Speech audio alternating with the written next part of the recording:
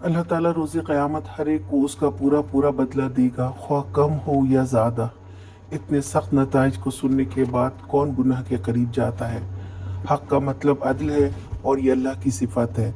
अल्लाह सबके साथ अदल पर मबनी फ़ैसला करेगा।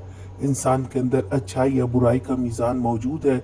अगर वो उसके मुताबिक अमल करेगा, हर चीज़ को उस मीज़ान पर रख कर बात करेगा, तो वो चौकन्ना रहेगा कि किस अमल का कितना अजाब होगा। आज का सवाल, हक़ के क्या मानी हैं?